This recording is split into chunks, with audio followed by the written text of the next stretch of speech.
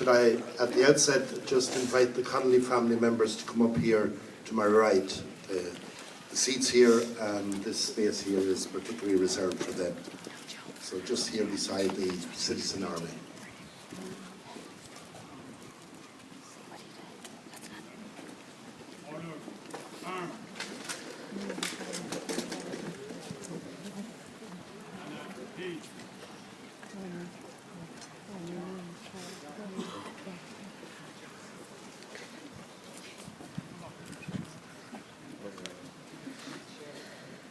There's also plenty of chairs on the other side, anybody who wants to take a seat. Have we got all the Connolly family up this side?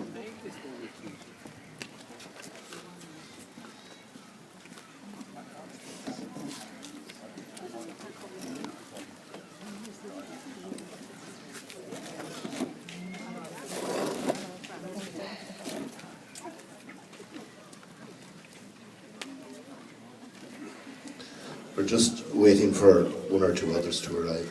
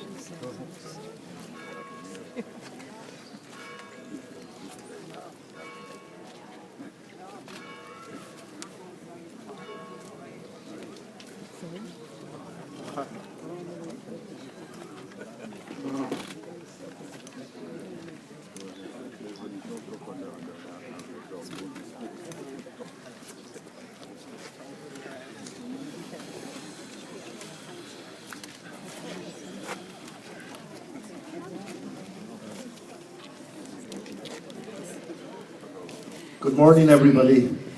We're all in place, I think, and I want to welcome you all here on behalf of the Connolly Centenary Commemoration Committee, which is comprised of members of the Connolly family, members of the Labour Party and members of SIP2.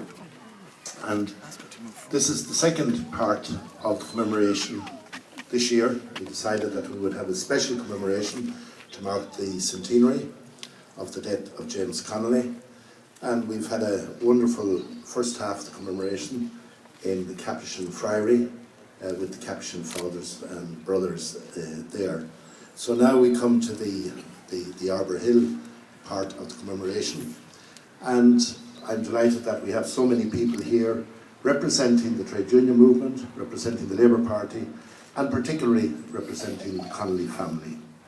And to welcome you all here, I want to call on James Connolly, grandson of James Connolly, to welcome you. Where's James? John, sorry. John.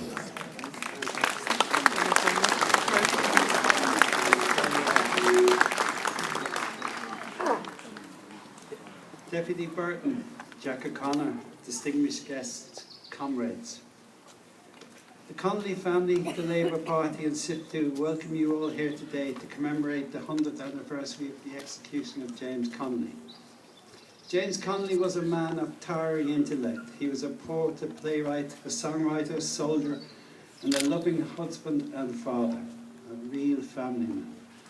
He was, as we all know, a leading light in the Labour Party, which he founded with James Larkin in an effort to improve the conditions and lives of the working classes, not only in Ireland but in the United States and Scotland, where he was born.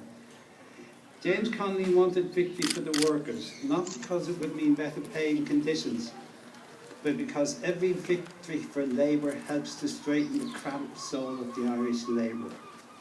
I'm delighted to say that his legacy has lived on in the Labour Party and SIPTU to this present day. The family have often wondered where he found the time to attend to all the many activities in his life, and we believe it was because of his thirst for knowledge and of the huge support and love that his wife, Lily, and family gave him in his life and in his death. He was also an incredibly brave and generous man. What other man did we know that could say just before his execution, "I will say a prayer for all men who do their duty according to their lights"? I fully realise that we're here today to remember our grandfather, but it would be remiss of me if I did not mention some family members whom I wish had been with us yesterday at the gathering of the Connolly family in Liberty Hall and also today at Arthur Hill. I wish that our dad, Roddy, former TD Centre Chairman of the Labour Party, was here. I wish Jessica and Peggy were here. I wish our brothers Ross, Rory and Frankie and our sister Maura were here. And I wish Kitty, Greta, Bobby and Brenda were here also. Finally, over the many years the ceremony has been running, we have seen and listened to many leaders of the Labour Party, seen and listened to a few leaders of SIPTU. Jack and his predecessors seem to be able to hang on to their jobs a bit longer. But the one constant person that we have had in all this time has been our Master of Ceremonies, Joe Costello. And on behalf of the Connolly family, we would like to present Joe with a small token of our appreciation and gratitude for his support.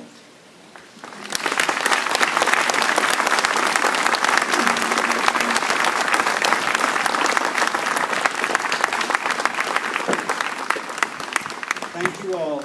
Fair Bua agus Banach.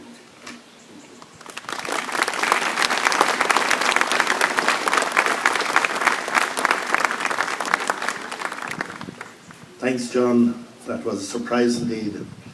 And unfortunately, I'm also a politician, and time runs out for us too. I'd like to invite the leader of the Labour Party, Joan Burton, to give the first oration.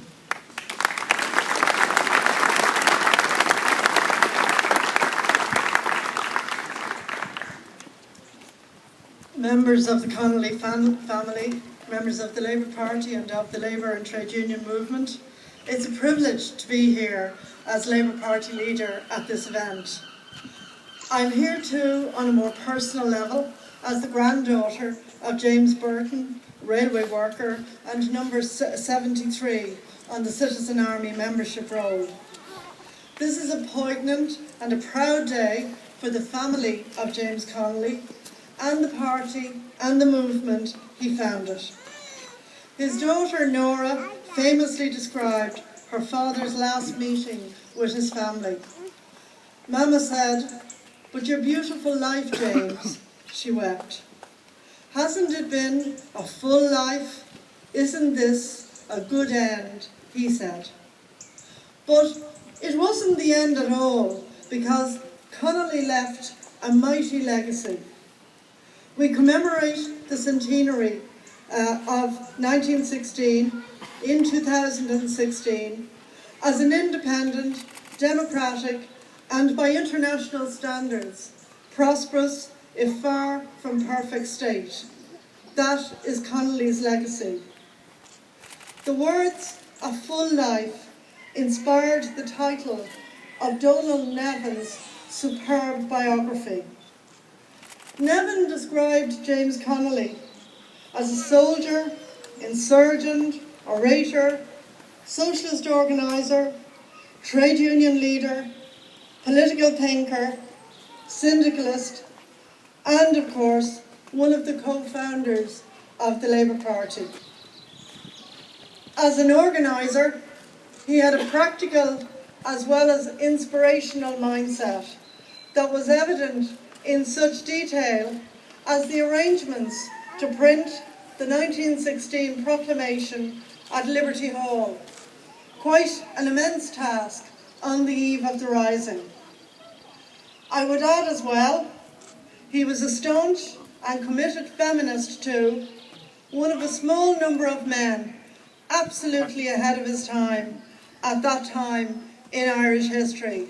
And I'm sure he would be proud of Monona Heron today, just as we are. Equality was at the core of Connolly's vision.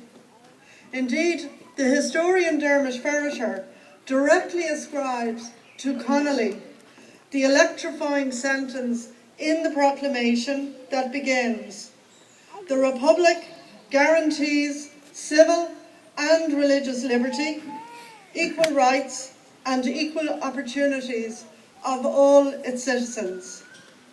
And not for nothing did historian Joe Lee describe Connolly as being in a class of his own and probably the most remarkable thinker produced in 20th century Ireland. Connolly's vision lives, and that is crucial precisely because of the many challenges we still must overcome as a country and a society. These challenges, of course, are no longer confined to national borders, if they ever were.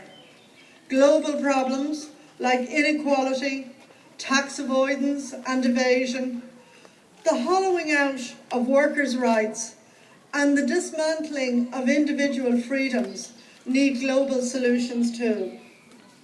Even bodies like the IMF and the OECD now acknowledge that low economic growth and inequality are two sides of the same coin. Moreover, we must be alert to the siren messages now emerging here in Ireland to frustrate legal changes to strengthen workers' rights in situations such as the Cleary scandal last year.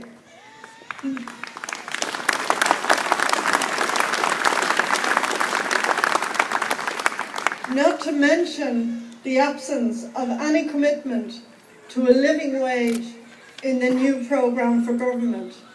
It's odd that there were plans in that programme to take child benefit of certain families, but not to actually address the wages that people on low incomes get. It's therefore a matter of great concern that for us as Social Democrats, the standing of social democracy in Europe in particular has been shrinking. But Connolly wouldn't have shirked from the challenges ahead at any time. It was Connolly who, reflecting upon electoral defeat in his 1903 Wood Quay address, said, and this was about his standing in the local elections, where he didn't win, "Our defeat of last year did not in the slightest degree affect the truth of the principles for which we contested. As members of the Labour Party, the wider Labour movement, as trade unionists, socialists and social democrats, we recognise the lasting truths of these principles." 14 years earlier, in 1889, socialists from all over Europe gathered in Paris to found the Second International. They agreed a programme seeking democracy and equal rights for all, including women, separation of church and state, free education and healthcare, progressive taxes, the 8-hour day, decent wages and work conditions, and the right to organise unions. It was dismissed at the time, and it was 1889, as the stuff of utopian fantasy. But as we stand here now, we know that this programme underpinned the great strides made towards building a truly social democratic Europe in the 20th century. Recent decades, the rise of conservative politics, trickle-down economics, and a banking and an economic crisis fuelled by greed has set back a lot of progressive gains. That makes it all the more vital now that we take the fight to those opponents of progress, those who promote inequality, because they regard it as a competitive spur. How would Connolly regard the Republic of 2016? I suspect he would marvel at how far we have come in some respects and be immensely frustrated at how far we have to go in others. That is why we should reflect more on his life and the relevance of his vision to our world today. We will remember him best by striving to redouble our efforts to finish his mission in the coming years. The writer George Russell, or A.E., was a strong supporter of the workers' cause in 1913, and he was an admirer of Connolly. I conclude by reading some lines from this tribute poem he wrote in 1917. The hope lives on, age after age. Earth with its beauty might be won, for labour as a heritage. For this, Ireland has lost a son.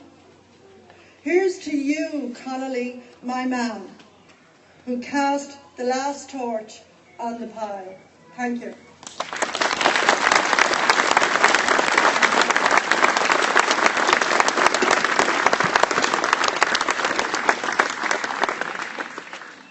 Thanks very much, Joan. And now I'd like to ask the President of SIPTU, Jack O'Connor, to give the second oration.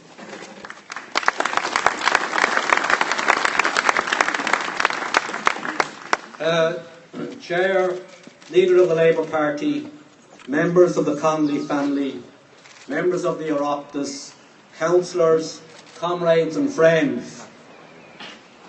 We gather here today to pay tribute to a fearless fighter for freedom, not just of his country, but of his class as well. In making his historic design to align his fortunes and those of the Irish Citizen Army with Cumann Amon and the Irish Volunteers, Connolly was hugely influenced by the continuing slaughter of tens of thousands of young Irishmen in an imperialist war which was not of their making. He was a committed socialist and internationalist, and during his short but full life of physical and ideological struggle against capitalism in Scotland, Ireland and the United States of America, he knew well that replacing the Union Jack with the green flag would not be enough to achieve the freedom of his class. If the 1916 Rising was a notice to quit on the old regime, it was also a revolt against the horrific slaughter of a world war unleashed by all of the European imperialist powers on their own peoples. Connolly and the Irish Citizen Army believed that if they had to fight, it was far, far better to do so defending their families, their class and their communities at home than to go to France or the Dardanelles at the behest of John Redmond and the British government. Connolly saw the conflict as an opportunity, albeit a slim one, to establish a workers' republic, while the European ruling elite was involved in its own civil war. His aspiration for his class are actually probably more feasible today than in 1916, when Ireland was still an intensely conservative society.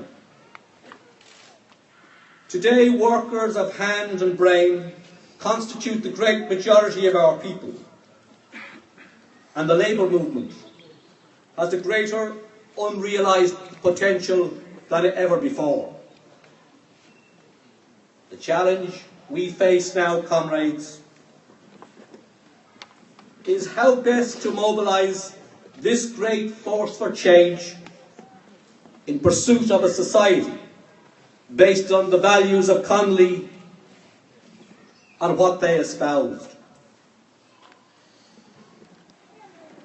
This is always, as we all know here in this place, a very, very difficult task. It is currently made even more so by the prevalence of quick fix solutions to our current problems, offered on the one hand by the market economy Mayfainers and on the other by cynical opportunists. When these people, all of them, talk of putting the country first, they really mean prioritising their own sectional interests or their career prospects.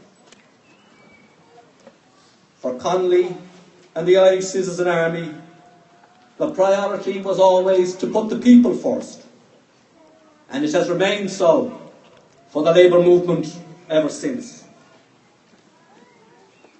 Unfortunately, comrades, as we know all too well, the Ireland delineated in the Constitution of the Irish Citizen Army in the 1916 proclamation and in the democratic programme of the First Dáil, upon which the War of Independence was fought, which aspired to cherish all the children of the nation equally, as still to be realised. Indeed, the democratic programme of the First Dáil, which Connolly's successors in the Labour Party played a major role in drafting, declared, and I quote, as its first duty, the first duty of the Government of the Republic to make provision for the physical, mental and spiritual well-being of the children, to secure that no child shall suffer hunger or cold from lack of food, clothing or shelter, unquote.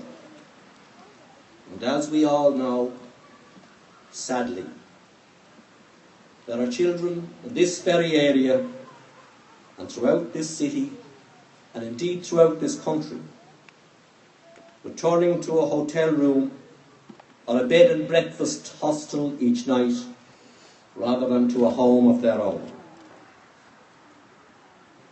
Their physical living conditions may not be quite as stark as those of their great-grandparents, but they suffer from a similar sense of insecurity and second-class status in our society.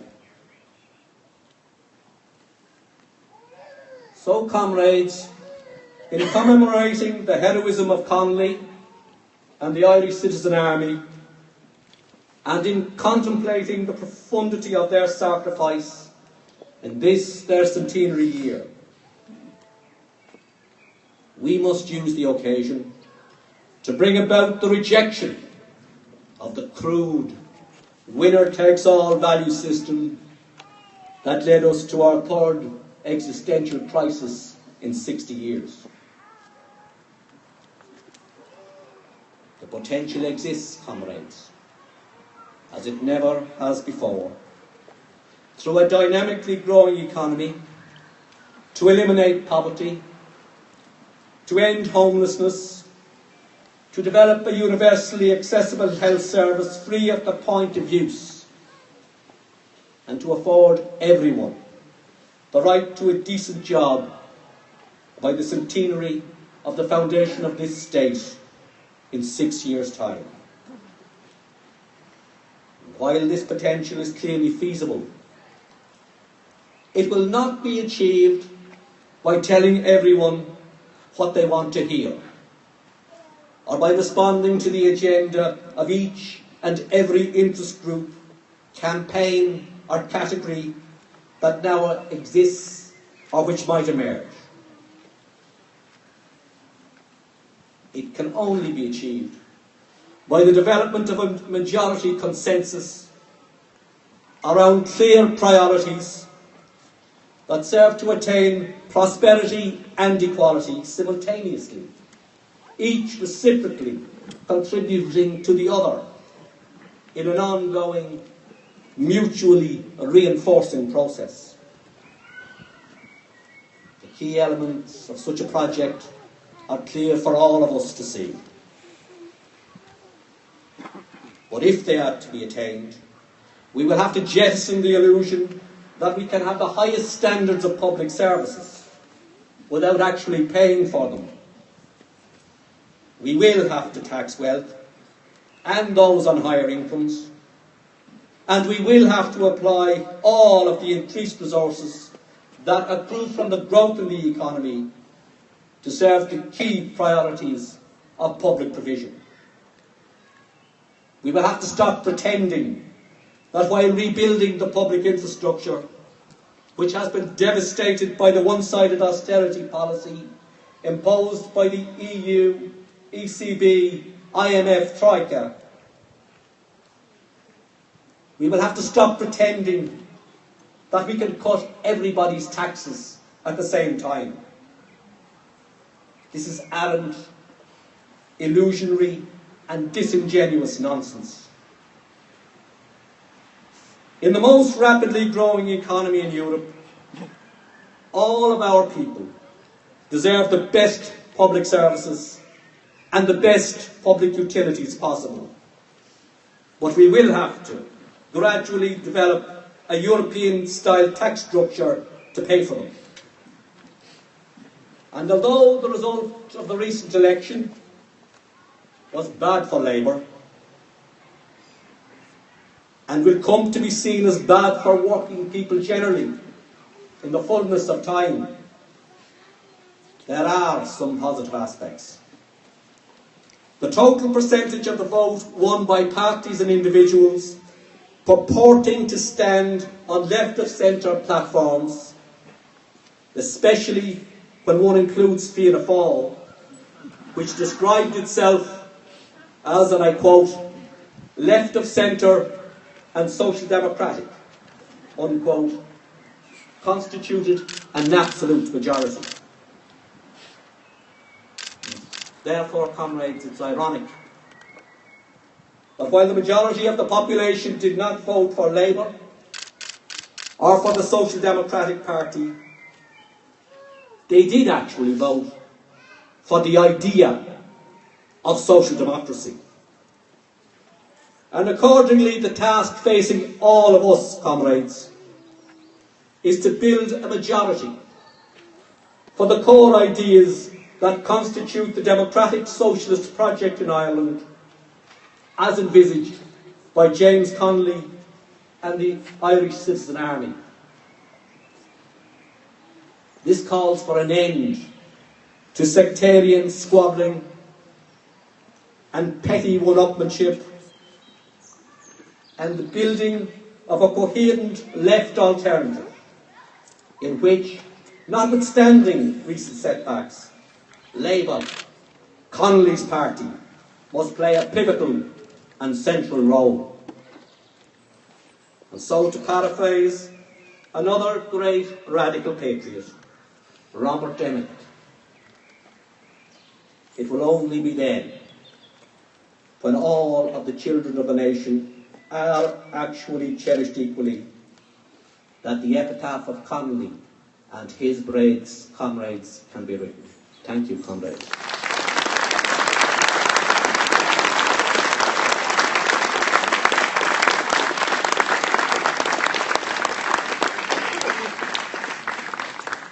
Thank you very much, Jack. I now want to ask Emma Connolly, the great-granddaughter of James Connolly, to come forward and to read an extract from the book of Nora Connolly, James Connolly's daughter, called James Connolly, Portrait of a Rebel Leader. Nora and her mother, Lily, visited James Connolly just a few short hours before his execution to visit him in Dublin Castle.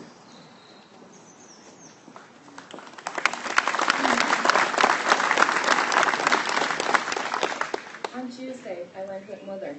There were soldiers on guard at the top of the stairs and in the small alcove leading to Papa's room. They were fully armed, and as they stood guard, they had their bayonets fixed. In the room, there was an RAMC officer with him all the time. His wounded leg was resting in a cage. He was weak and pale, and his voice was very low. Mother asked, was he suffering much pain? No, but I've been court-martialed today. They propped me up in bed. The strain was very great. She knew then that if they had court-martialed him while unable to sit up in bed, they would not hesitate to shoot him while he was wounded. As how he got the wound, he said, it was while I had gone out to place some men at a certain point. On my way back, I was shot above the ankle by a sniper. Both bones in my leg are shattered. I was too far away for the men I'd just placed to see me. I was too far away from the post office to be seen. So I had to crawl till I was seen.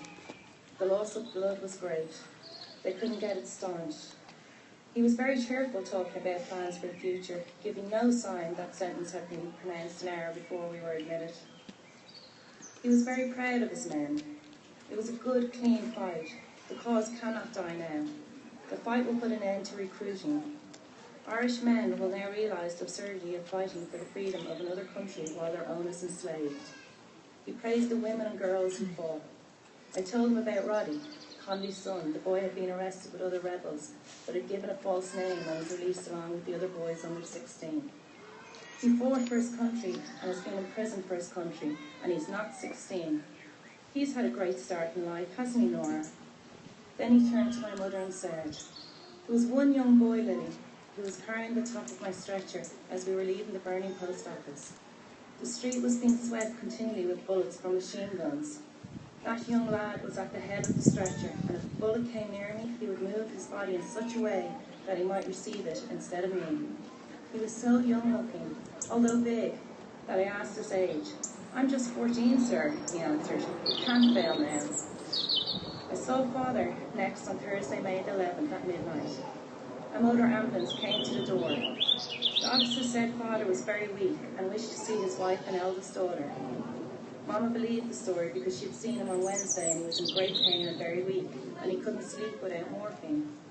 Nevertheless, she asked the officer if they were going to shoot him. The officer said he could tell her nothing. Through dark, deserted, sentry-ridden streets we rode. I was surprised to see about a dozen soldiers encamped outside Papa's door. There was an officer on guard inside the room. Papa turned his head at our coming. Well, Lily, I suppose you know what this means. Oh, James, it's not that. It's not that. Yes, Lily. I fell asleep for the first time tonight, and they waked me at 11 and told me that I was to die at dawn. Mama broke down and laid her head on the bed and sobbed heartbreakingly. Father patted her head and said, don't cry, Lily. You'll unman me. But your beautiful life, James, your beautiful life, she sobbed. Well, Lily, hasn't been a full life, and isn't this a good end? I was also crying. Don't cry, Nora. There's nothing to cry about. I won't cry, Papa, I said. He patted my hand and said, that's my brave girl. He tried to cheer Mama, by telling her of the man who had come to the post office during the rising to try and buy a penny stamp. I don't know what Dublin's coming to when you can't buy a stamp at the post office. The officer said, only 5 minutes more. Mama was nearly overcome. She had to be given water. Papa tried to clasp her in his arms, but he could only lift his head and shoulders from the bed. The officer said, time is up. Papa turned and said goodbye to her, and she could not see him. I tried to bring Mama away, but I could not move her. The nurse came forward and helped her away. I ran back and kissed Papa again. Nora, I'm proud of you. Then the door was shut, and I saw him no more.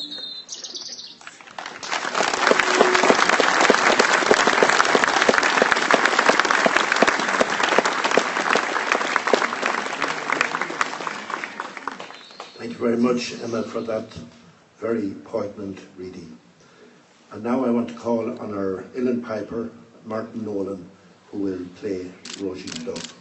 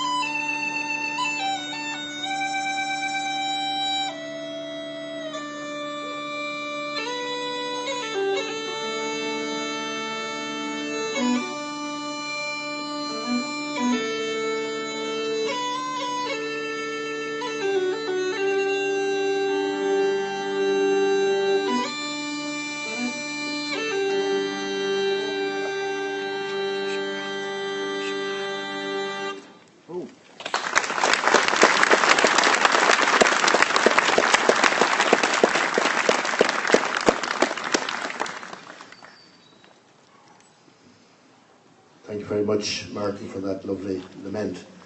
We now move to the laying of the wreaths, and I want to call on Jack O'Connor, Owen Burton, and James Connolly, who is the eldest grandson of James Connolly, to come up here and accept the wreaths, and we'll lay them against the proclamation wall behind me.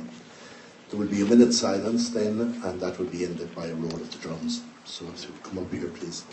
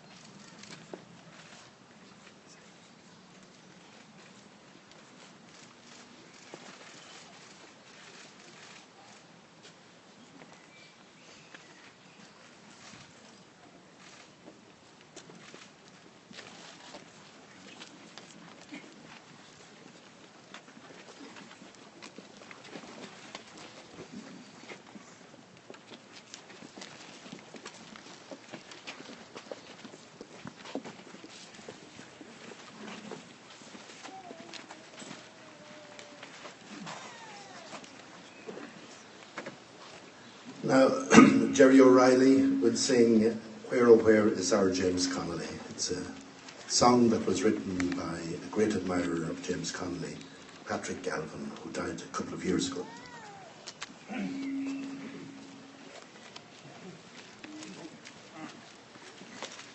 Oh,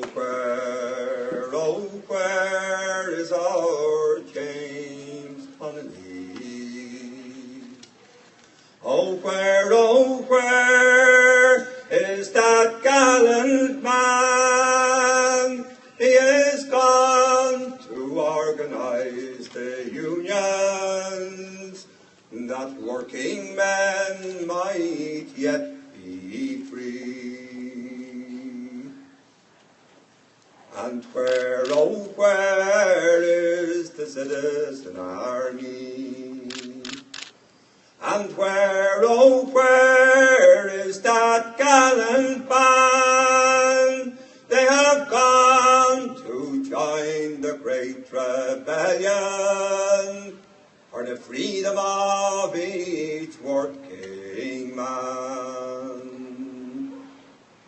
who carries high the burning flag, who carries high the burning flag, who but James Connolly, all pale and wounded, who carries high the burning flag.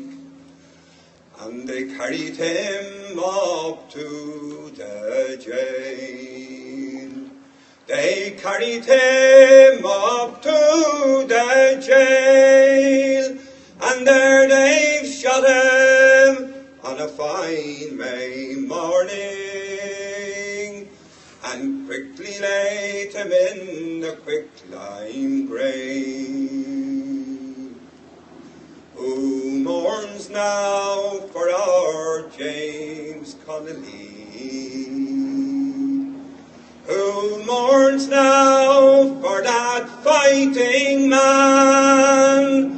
Oh, lay me down in yon green garden, but make my bearers Union men. So they laid him down in yon green garden, with Union men on every side, and they swore they would form a mighty union, and fill this gallant man with pride. So come all you Irish men and women, come join with me for liberty, and we'll forge a mighty weapon, and we'll break the bonds of slavery.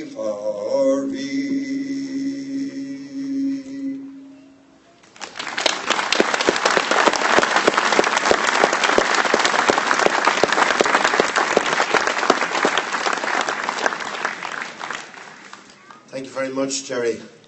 I now want to call on the two great granddaughters of James Connolly, Jessica and Sarah, to come up here to the front. They will lay 2 sprays of lilies with a red rose in the middle on the grave of James Connolly. At the same time, Paul Calleary will lower the flag, the starry plough, and we will have another minute's silence, ending with a roll of the drums.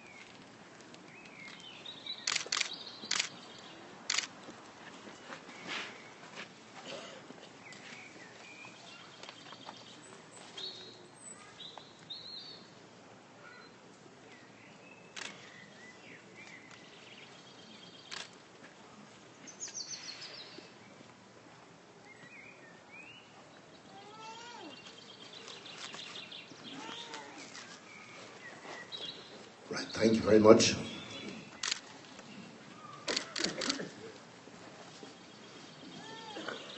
I now want to call on Shay Cody, General Secretary of Impact Trade Union, who will lay a wreath in honour of executed 1916 leader Eamon Cant. Cant was an executive member and in 1910 served as chair of the Dublin Municipal Officers Association. This was a forerunner of today's Impact Trade Union. Cant was a strong supporter of the Irish Transport and General Workers Union, and he spoke out strongly about them organising workers, in support of them organising workers in Dublin. And just a month before the 1916 Rising, William O'Brien described Cant as a front-rank man and a good one. So I can call now on Shay Cody to come up and lay a wreath on behalf of Impact Trade Union to honour Eamon Cant.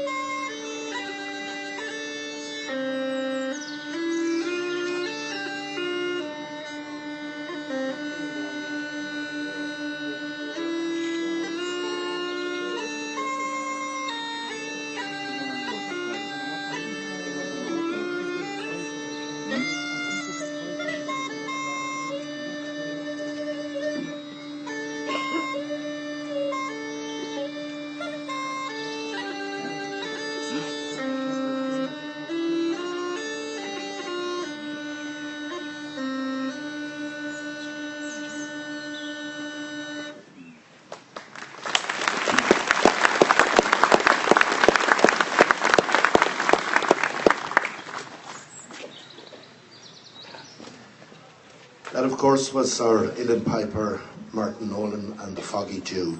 And now I call on our bagpiper, Mick Foy, to play us a lament, and he will then follow that with the national anthem and the raising of the tricolour.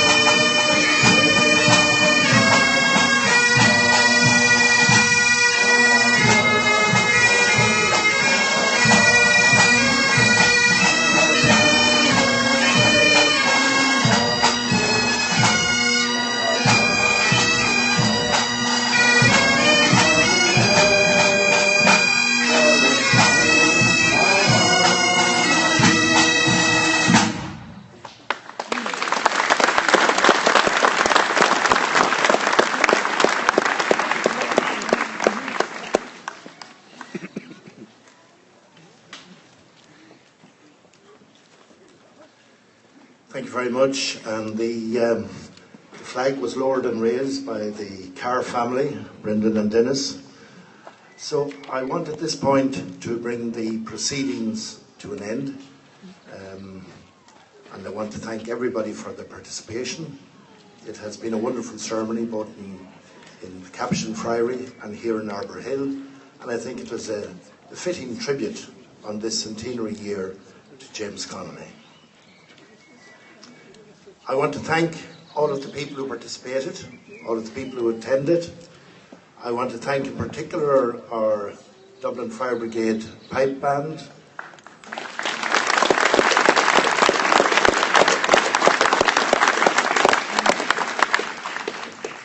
The Irish Citizens Army Commemoration Group who were fantastic in their green finery. You have to remember that it's made of bull's wool, so it can't be that cool today, but they've certainly done us proud. And I want to thank all of you who participated in this ceremony today, and I want to thank everybody for the huge attendance that has been here on this particular occasion. We will now depart to Collins Barracks, where there are some